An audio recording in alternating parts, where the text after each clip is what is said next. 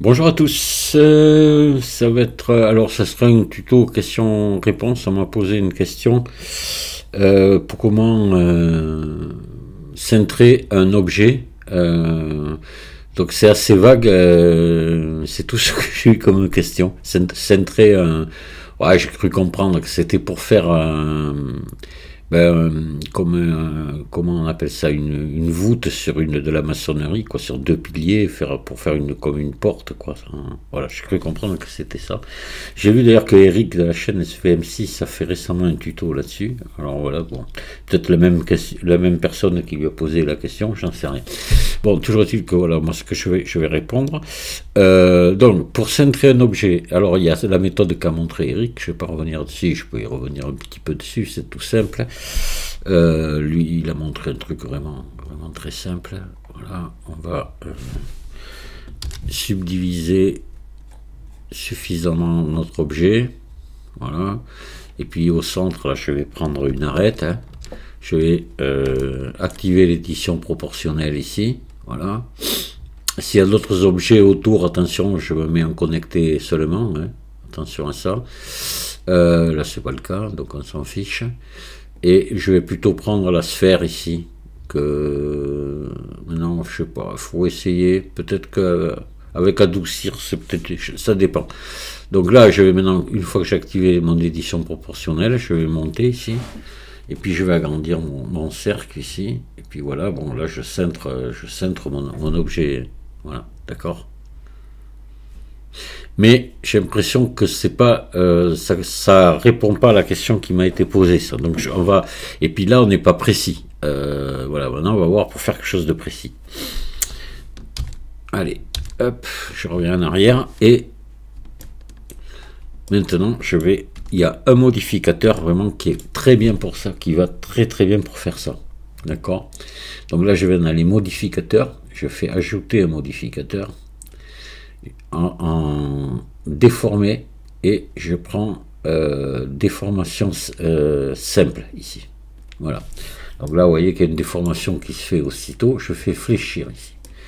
Mais le problème qu'il va y avoir, c'est que ce modificateur travaille que sur Z. Voilà, oui. Mais là, sur Z, mais vous voyez, dans ce sens. Donc là, moi, bon, ça pourrait aller, il suffirait de tourner l'objet. Bon, il y a quand même un truc tout simple pour que ça fonctionne, alors je vais le cacher là. C'est que vous pouvez, ici, modifier le sens de votre orientation ici. Vous venez ici et vous cliquez sur Origine. Voilà. Et là, vous voyez, bon, on a des lettres, là, Z, Y et X qui se sont rajoutées. Donc ça, je vais les faire tourner maintenant. Je vais faire un RX moins 90. Ce qui fait que Z va se retrouver au bon endroit. Vous allez voir. Donc je fais RX moins 90. Vous voyez que j'ai Z maintenant qui est ici. Voilà. Et là, ce qui fait qu'on va tourner autour de l'axe Z ce coup-ci. Et c'est exactement ce qu'on veut. Donc là, je réactive mon modificateur. Et vous voyez que là, c'est bon. Donc là, je vais pouvoir lui mettre ici 180 degrés. Par exemple. Et voilà. Et là, je fais un centre complet de 180 degrés. Si je veux moins, je mets moins, évidemment. Donc là, 180 degrés. Attendez, pardon, je ferme la porte parce qu'il y a du bruit en bas de chez moi. Voilà, et là donc je fais un centre parfait, je peux maintenant bâtir mes deux murs de chaque côté.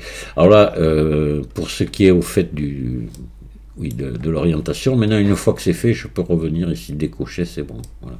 On tombe sur et je peux maintenant évidemment appliquer mon modificateur ou pas.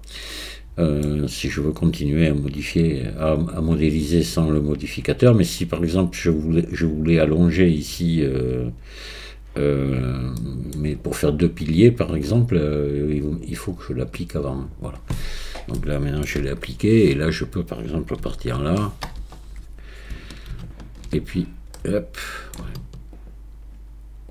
voilà, faire extrude Z, hop, voilà, d'accord. Alors on va voir maintenant. Alors attendez, faire CTRL Z. Voilà. On va voir autre chose. Je vais le supprimer. Le truc, c'est bien ça, vous avez vu, c'est parfait pour faire un cintre. Voilà. Maintenant, si, dans le cas des portes, imaginez que vous ayez construit un mur. Hein. Donc, on va ajouter un cube. Vous avez déjà construit le mur. Et donc, je vais pousser ça en mode édition. Hop là, je vais enlever ici. Voilà, pour afin de pouvoir faire un miroir. Avoir quelque chose d'identique des deux côtés, donc on va allonger ici. Ça, on va dire que c'est le pilier de mon mur. Hein. Je vais le redescendre là. Voilà. Et je vais me mettre bon ici. Je vais faire SZ0. Voilà. Pour être bien aligné. Et là, maintenant, je vais faire un miroir, tout simplement. Comme ça on est sûr que ça sera à égale distance, ça va être très important, les deux, ça sera bien centré sur le curseur 3D. Voilà. Donc générer un miroir, et voilà, et je vais appliquer mon miroir. Maintenant, voilà. Là, je vais par exemple faire, je sais pas moi, un mur, hein, je fais CTRL R ici, CTRL R ici. Voilà. Et puis, voilà, je vais tirer un mur ici. Hop, puis un mur ici. Voilà. Et là, maintenant, je veux mon ogive là, enfin mon ogive, non, mon cintre ici parfaitement à la bonne dimension du premier coup. Et évidemment, si je prends maintenant un cube comme tout à l'heure que j'allonge et puis que je cintre, ben, je vais jamais être sur la bonne dimension. Alors il faudrait calculer, tout ça serait très compliqué. Donc dans ce cas-là, il y a quand même une méthode beaucoup plus simple hein, pour faire ça. Vous voyez, je vous montre les deux méthodes. Je vais enlever ces deux faces là. Voilà. Je vais récupérer, alors attention, très important, hein, on est bien d'accord que nos deux, ici, nos deux extrémités de mur sont pile à la même hauteur, pile en face du curseur 3D, et que mon curseur 3D est bien au centre entre les deux. D'accord? Si ce n'était pas le cas, il faudrait le faire. C'est-à-dire qu'il faudrait, voyez, prendre ça et ça, d'accord? Et définir l'origine de l'objet ici. Ok, donc là, alors je reviens pas dessus, ça je l'ai déjà expliqué dans le tuto que je viens de faire récemment sur la configuration de Blender. Origine, je l'ai là. Tac, voilà. Hop là. Attendez. Oui, voilà, l'origine est bien venue se mettre là. Et maintenant, je mets mon curseur 3D sur l'origine, mais il doit déjà y être, hein, puisque j'étais au centre. Shift S. Curseur vers sélection, voilà. Là, je suis sûr que mon curseur est bien ici comme il faut. Ça, c'est très très important. Maintenant, je vais sélectionner ici cette arête-là. Je vais me mettre en U1 comme ça. Et je vais faire tourner là, ici. Voilà. Tiens, on n'a plus la copie en rotation, là. Ah, tiens. C'est assez curieux, ouais. Oui, alors on a le choix après. Oui, ça doit être maintenant, ça doit être comme ça. Donc ici sur Y, je clique ici, voilà. Et là, hop, je fais. Alors là, je fais pas utiliser copie. Hein, je mets que 180 degrés ici, à la place de 360. Voilà le nombre de coupes que je veux pour. Si je veux plus de définition, ben, je vais en mettre plus. Hein. Ça, voilà, n'importe, suivant ce qu'on veut. Si c'est des pierres, faut peut-être pas trop en mettre. Hein, parce que voilà, on pourrait faire avec une clé de voûte ici, après. Et là, c'est bon. Là, vous voyez qu'on a pile, on a réuni ici nos deux poteaux. Voilà. Là, c'est parfait. Par contre, ce qui a dû se passer, sûrement, c'est que là, on a créé des doublons ici. À cet endroit-là. On a fait tourner, vous voyez. Et là, je suis presque sûr qu'il y a des doublons. Vous voyez, on va regarder. Mais oui, c'est sûr même, regardez. Je fais G, vous voyez. Voilà. C'est pas lié, là, disons ici. Donc là, je sélectionne tout et je fais un nettoyage du maillage nettoyé, fusionné selon distance. Voilà, je vois que j'ai 4 vertices de supprimés. Voilà, maintenant ici, ben, là c'est soudé. Si je fais G ici, vous voyez, voilà, c'est soudé. Voilà comment j'ai pu faire un cintre comme ça sur mon truc. Alors, il y a plein d'autres façons de cintrer des objets. Plein. Là, moi, la question m'a été posée pour ça, donc je réponds pour ça. Je vous ai montré donc les deux solutions.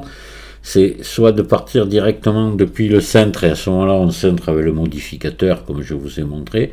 Soit et puis on bâtit le mur après, voilà. Maintenant, si on a déjà fait le mur et qu'on veut faire le cintre après, ben là, on s'y prend comme ça. Voilà. Après, c'est vrai qu'il y a d'autres solutions encore pour cintrer. Par exemple avec des courbes pour faire par exemple, pour déformer par exemple, on va le faire, hein.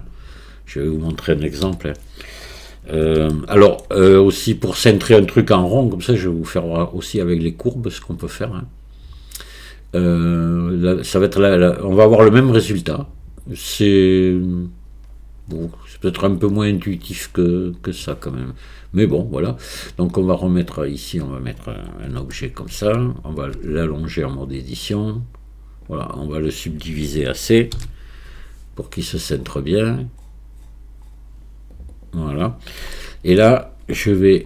Donc, toujours pareil, il est au centre, le curseur est au centre de l'objet, voilà, on est au centre, c'est très important ça, pour la suite. Et là, maintenant, je vais ajouter une courbe, un cercle de Bézier, ici, que je vais passer en mode édition, que je vais agrandir, voilà, je vais lui faire un RX90 pour me mettre en face de moi, et maintenant, je vais ici sélectionner mon objet que je veux centrer, je vais ajouter un modificateur déformé toujours et courbe. Voilà, et là, objet courbe, cercle de Bézier. Et voilà, donc là maintenant, vous voyez, là on est sur X, il me suffit de le bouger ici sur X et il va tourner. Je fais GX et je le fais tourner. Et là maintenant je peux modifier sa taille ici. La taille du centre, plus ou moins centré. Si je fais S à ma courbe ici, vous voyez, voilà, je vais pouvoir réduire, vous voyez, là je vais arriver comme ça, pile à moitié, par exemple. Là je suis sur une courbe à 180, on va dire, en gros, hein, en y allant tout doucement, mais c'est pas précis. Voilà, vous n'aurez pas la précision qu'on a eue tout à l'heure, mais vous voyez, c'est fait. Voilà, maintenant je fais GX, hop là, non, pardon. Ici GX et je vais la faire tourner maintenant et voilà, d'accord, on obtient quelque chose quand même de... Alors maintenant vous voyez comme c'est pas précis, là on n'est peut-être pas forcément pile poil, vous faites un truc, hein, quand c'est comme ça, hein, pardon, là on va l'appliquer le modificateur. Voilà, je vais enlever ma courbe, elle ne sert plus à rien, et là maintenant si vous voulez être parfaitement d'aplomb là, vous passez en mode édition, ici vous sélectionnez ici tous les sommets du bas là, voilà, hop, pardon, voilà, et vous faites un SZ0, là voilà, vous les avez parfaitement alignés en bas, et là vous pouvez faire maintenant extrude par exemple, et voilà encore, vous voyez une autre méthode, hein, mais ça vaut pas le faire tourner qu'on a fait tout à l'heure, hein. Voilà, d'accord. Il y a encore d'autres trucs qu'on pourrait, mais je vais peut-être être un peu hors sujet, hein. Alors CTRL Z, attendez, on va faire un CTRL Z encore.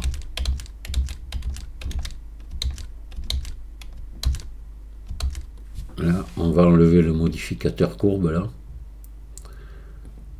Voilà, ce qui fait que maintenant, ça je vais l'enlever et je vais me ramener, je vais le ramener vers le centre, Shift S, sélection vers curseur, voilà. Et là maintenant, imaginons que je voudrais faire des formes un peu bizarres, hein. Là il y a plusieurs solutions. On pourrait rajouter une courbe de Bézier, et se servir de la courbe de Bézier exactement comme on vient de faire maintenant, mais pour déformer notre objet. Alors, on va le faire, hein. Donc on va ajouter ici une courbe de Bézier.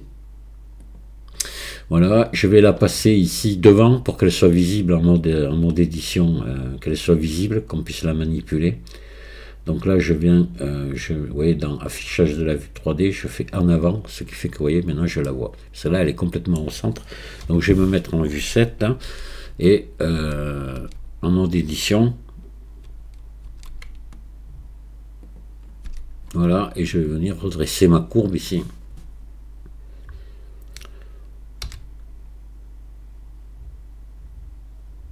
Je vais l'allonger. Ou je pourrais l'agrandir aussi, mais je vais lui mettre plusieurs segments, comme ça je vais pouvoir plus facilement travailler.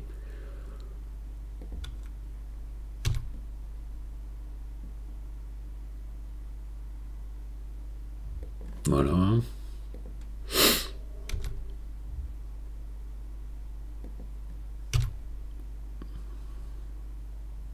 Et voilà.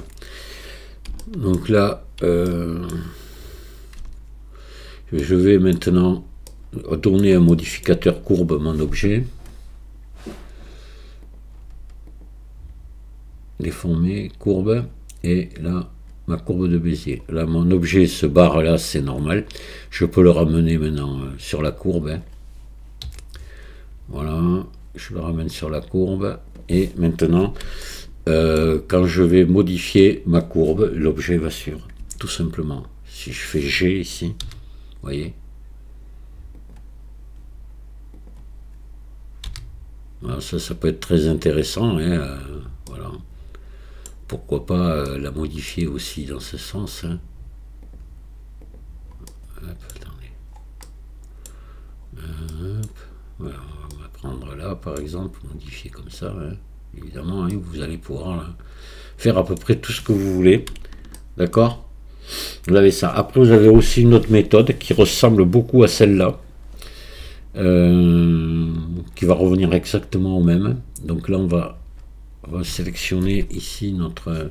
Alors, l'avantage qu'il y a avec ces méthodes, avec les modificateurs, c'est que tant que vous ne les avez pas appliqués, c'est non destructif. C'est-à-dire que si je cache le modificateur, vous voyez, mon truc, il revient comme il était, quoi, hein. Donc ça peut être intéressant. Voilà. Si on n'applique pas, on peut continuer à modéliser à côté si on a d'autres objets, et si ça ne va pas tout à fait, revenir modifier, voilà, puisqu'on n'a pas appliqué. C'est ce qu'on appelle des méthodes non destructives. Voilà. Contrairement à la déformation des sommets par avec la... Ici, comment on appelle ça,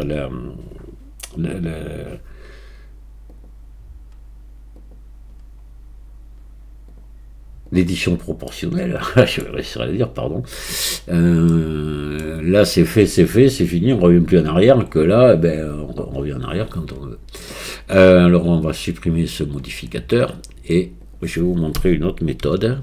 Donc, je vais remettre mon objet au centre, ici, Shift S. Sélection vers curseur. J'en ai déjà parlé, hein, j'ai déjà fait un tuto là-dessus. Et là, par exemple, je vais rajouter ici un plan. Je vais me mettre en vue 7, comme ça, en mode édition. Voilà, je vais l'agrandir un petit peu, là, comme ça. Puis l'agrandir comme ça. Voilà. Et je vais repasser en mode objet, appuyer sur slash pour n'avoir pour plus voir la poutre ou voir que ce truc là.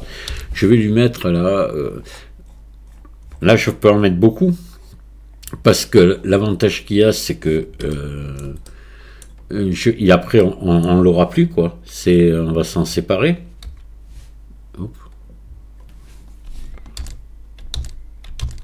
Tiens, qu'est-ce qui s'est passé là? Qu'est-ce qui s'est passé? Attendez. CTRL R, je vois ce qui s'est passé, je vois ce que j'ai fait là. J'ai dû appuyer sur une touche, voilà. Bon. Après, oui, on va s'en séparer du truc, donc c'est pas un problème. Hein. Il peut être très très subdivisé. Vous pouvez même mettre une subdivision de surface dessus, par exemple, et voilà. Donc là, ce que je vais faire, je vais maintenant appuyer sur slash pour refaire venir mon cube là. Voilà. Et je vais ici sélectionner mon cube et je vais lui mettre un modificateur déformé toujours, mais ce coup-ci déformé maillage. Non, déformation de surface, pardon, déformation de surface. Voilà, attention, c'est pas pareil. Et là, ben, l'objet cible, je vais mettre mon plan, voilà, et je vais lier. L'avantage qu'il y a avec ce système-là, c'est que maintenant que c'est lié, je peux prendre ici mon plan, le mettre à côté et venir le travailler, par exemple en fonction d'une image qui serait derrière. Hein, et la déformation va se répercuter maintenant sur mon parallélépipède. Là, voilà. Donc là, je prends par exemple ici, voilà, j'active la déformation proportionnelle et vous voyez, hop, ça suit gentiment la forme que j'ai ici. Ça aussi, ça peut être, alors attendez, on va se mettre plutôt en mode arrête, voilà. Là, je vais, hop, voilà, et etc.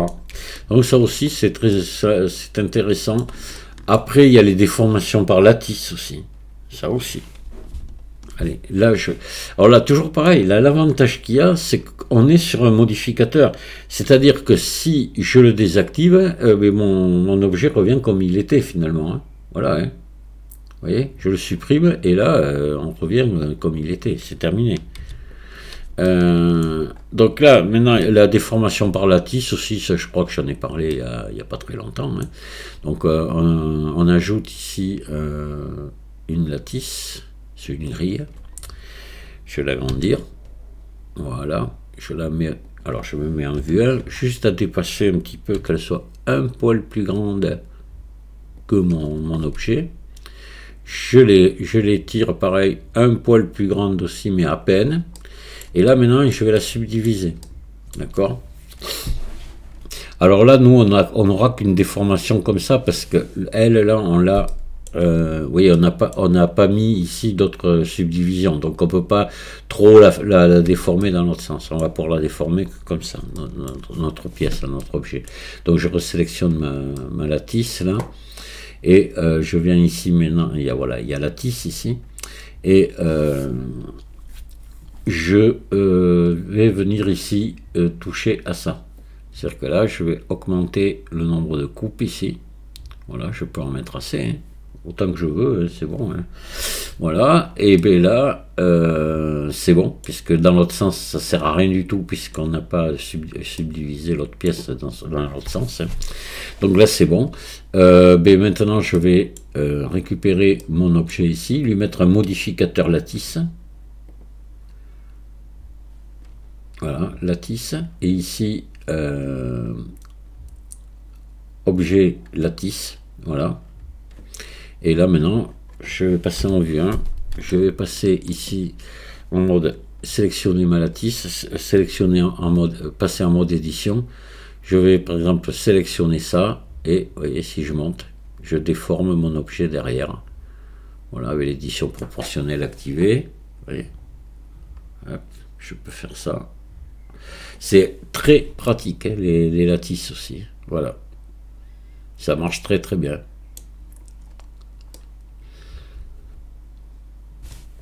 Et là aussi, une fois de plus, ben, c'est pas destructif, c'est ça l'avantage. C'est-à-dire que là, si je cache je sélectionne ici, je cache mon modificateur, vous voyez, mon objet revient comme il était. Hop.